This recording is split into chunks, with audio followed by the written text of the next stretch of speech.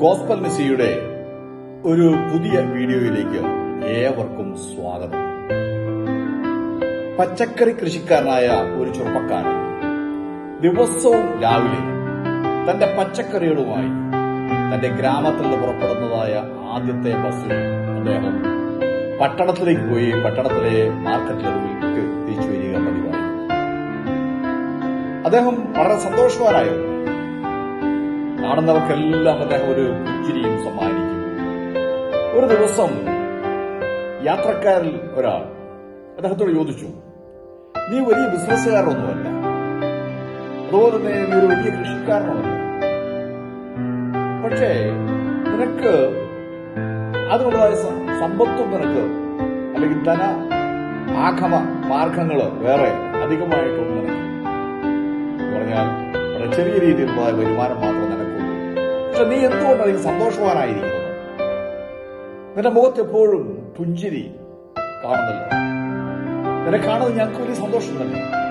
എന്തുകൊണ്ടാണ് സംഭവിക്കുന്നത്? എന്താണ് അതിന്റെ രഹസ്യം? ഉടനെ അദ്ദേഹം ഈ ചെറുപ്പക്കാരനായ കൃഷിക്കാരൻ ചിരിച്ചുകൊണ്ടു പറഞ്ഞു, എല്ലാവർക്കും കൊടുക്കുന്നത് പോലെ ദൈവം എനിക്കും ഓരോ ദിവസവും സമ്മാനമായി നൽകുന്നു. എനിക്ക് ദൈവം സമ്മാനമായി നൽകുന്ന ദിവസത്തെ ഞാനത് 100% ആത്മസംതൃപ്തിയോടുകൂടെ തന്നെ ഞാനത് വിനിയോഗിക്കുന്നു. അല്പം പോലും നഷ്ടപ്പെടുത്തി കളയാം.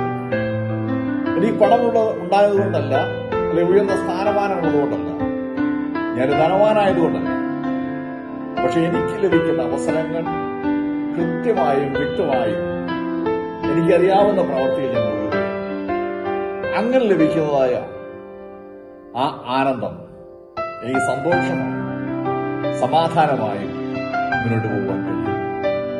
പ്രതികൂലമില്ലാഞ്ഞിട്ടല്ല, പ്രയാസമില്ലാഞ്ഞിട്ടല്ല, രോഗമില്ലാഞ്ഞിട്ടല്ല, പക്ഷേ അതിനെല്ലാം അതിജീവിക്കാൻ പറ്റിയതായ മാനസിക സമാധാനവും മാനസിക സന്തോഷവും എനിക്ക് ലഭിക്കുന്നു. അതാണ് നിങ്ങൾ കാണുന്ന സന്തോഷത്തിന്റെ രഹസ്യം. ആ യാത്രക്കാരൻ വളരെ സന്തോഷമായി അവർ തമ്മിൽ കൈകൊടുത്ത് തിരിഞ്ഞു.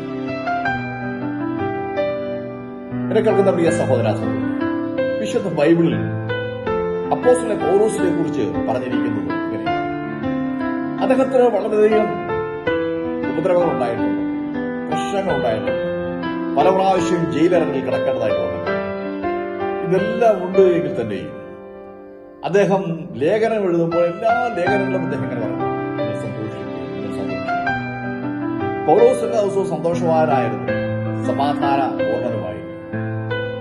2 കൊരിന്ത്യർ ലേഖനം 11-ാം അധ്യായം 23-24 വാക്യങ്ങൾ വായിക്കുമ്പോൾ ഇങ്ങനെ കാണുന്നുണ്ട്: ഞാൻ ഏറ്റവും അധികം അധ്വാനിച്ചു, അധികം പ്രാവശ്യം തടവിലായി, അനവധി അടി കൊണ്ടു, പലപ്പോഴും പ്രാണ ഭയത്തിലായി. യഹൂദന്മാരാൽ ഞാൻ 1 കുറയ 40 അടി 5 വട്ടം കൊണ്ടു, 3 വട്ടം കോലിനാലടി കൊണ്ടു, ഒരിക്കൽ കല്ലേറുകൊണ്ട്. എന്നിട്ട് അപ്പോസ്തലൻ പൗലോസ് പറയുകയാണ്, എപ്പോഴും സന്തോഷിപ്പിൻ. കാരണം എന്താണെന്ന് ചോദിച്ചാൽ, പൗലോസ് എന്ന ജീവിതം പൂർണ്ണമായി ക്രിസ്തുവിൽ സമർപ്പിച്ചു. അതുകൊണ്ട് പൗലോസിന്റെ ജീവിതത്തിൽ താൻ അനുഭവിച്ചതായ കഷ്ടങ്ങളും പ്രയാസങ്ങളും, ആ തടവറയുള്ള ജീവിതവും, ആ പട്ടിണിയും ദാരിദ്ര്യവും ഉപദ്രവവും മുഴുവൻ തൻ ദൈവത്തിൽ സമർപ്പിതനായതുകൊണ്ട് അതെല്ലാം നമ്മോട് മനസ്സിലാകുന്നുണ്ടോ? കർത്താവിൽ നിന്റെ ഹൃദയവും നിന്റെ ആത്മാവും നിന്റെ ശരീരവും പൂർണ്ണമായി സമർപ്പിക്കപ്പെട്ടു കഴിഞ്ഞാൽ, സുഹൃത്തെ, നീ ഇന്ന് അനുഭവിക്കുന്ന ആ ദുരിതവും പ്രയാസവും പ്രശ്നവും ആ ദൈവകൃപ കൊണ്ട് അവൻ അതിനെ മൂടി മറയും. അങ്ങനെ പൂർണ്ണമായി സന്തോഷവും സമാധാനമുള്ളവനായി പൗലോസിന് കാണപ്പെട്ടു. അതുകൊണ്ടാണ് പൗലോസ് എപ്പോഴും സന്തോഷിക്കുന്നത്. രൂത്ത് എന്ന് പറയുന്നതായ ഒരു മഹിളാരത്നത്തെ കുറിച്ച് വിശുദ്ധ ബൈബിളിൽ പറഞ്ഞിട്ടുണ്ട്. ചെറുപ്രായത്തിൽ തന്നെ വൈദവ്യം വഹിക്കേണ്ടി വന്നതാണ്. പെട്ടെന്ന് ദാരിദ്ര്യവും പട്ടിണിയും പ്രയാസങ്ങളും സ്വന്തം നാട്ടിൽ നിന്ന് മാറിപ്പോകേണ്ടി വന്നു. സ്വന്തം ജനങ്ങളുടെ ഇടയിൽ നിന്ന് മാറിപ്പോയി താമസിക്കേണ്ടി വന്നു. ഒരു സഹോദരിയായിരുന്നു രൂത്ത് എന്നാൽ അവരുടെ അചഞ്ചലമായ ദൈവവിശ്വാസവും കഠിന പരിശ്രമവും കൊണ്ട് അവരുടെ ജീവിതം സന്തോഷത്തോടെ മുൻപോട്ട് പോയി എന്ന് കാണുന്നു. മാത്രമല്ല പിന്നെയോ ദൈവം അവളെ ആരാധനാ സമൂഹത്തിലേക്ക് കൈപിടിക്കുക. ശ്രദ്ധിക്കണം, അവൾക്ക് സ്വജനങ്ങൾ കിട്ടാത്തതായ അവകാശങ്ങൾ ദൈവം തന്റെ ജനത്തിന്റെ മധ്യത്തിൽ അവൾക്ക് കൊടുക്കുവാനാണ്. ഇവിടെ ഞാൻ പറഞ്ഞതായ 3 പേരുടെ കാര്യം പറഞ്ഞു. ഈ പച്ചക്കറി കൃഷി ചെയ്ത് അത് വിൽപ്പന നടത്തുന്നതായ ആ ചെറുപ്പക്കാരൻ, അപ്പോസ്തലനായ പൗലോസ്, യൂത്ത് എന്ന് പറയുന്നതായ ആ സഹോദരി, അവർ അനുഭവിച്ച കഷ്ടങ്ങൾക്ക് പിന്നാലെ അവർ സ്വീകരിച്ചതായ ദൈവവിശ്വാസവും ആത്മസന്തോഷവുമാണ് അവരെ ആനന്ദകരമായി ജീവിക്കുവാൻ അവർക്ക് സഹായകമായി. ഓർക്കണം, സന്തോഷമെന്നത്, ആനന്ദമെന്നത് പരിതസ്ഥിതിയിൽ നിന്ന് ഉരുവായി വരുന്ന കാര്യമേ അല്ല. ആത്മസംതൃപ്തിയിലാണ് ഇവയെല്ലാം നിലകൊള്ളുന്നത്. നമുക്കും അതിനായി ഉത്സാഹിക്കാം.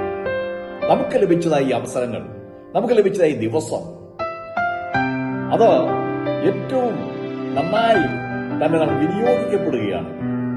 ദൈവത്തിൽ സമർപ്പിച്ച് നമ്മൾ ചെയ്യുന്നതായ ഓരോ പ്രവൃത്തിയും നമുക്ക് ആത്മസംതൃപ്തി ഉണ്ടാകും എന്ന് മാത്രമല്ല, അത് മുഖാന്തരമായ സമാധാനവും സന്തോഷവും തമ്മിൽ ഉരുത്തിരിവേണ്ടതായിരിക്കും.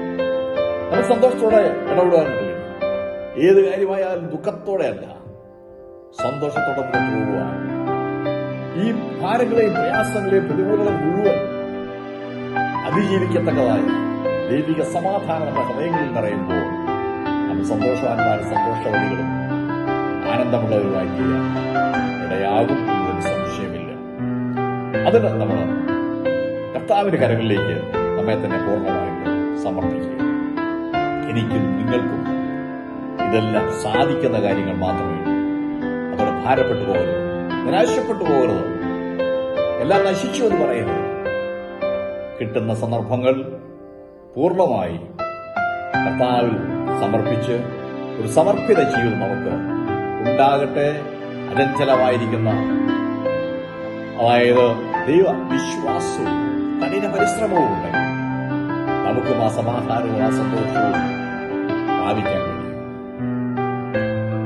ഈ വചനങ്ങളെ കർത്താവ് അനുഗ്രഹിക്കട്ടെ. ഈ ചാനൽ നിങ്ങൾ ഇതുവരെ സബ്സ്ക്രൈബ് ചെയ്തിട്ടില്ലെങ്കിൽ സബ്സ്ക്രൈബ് ചെയ്യുക.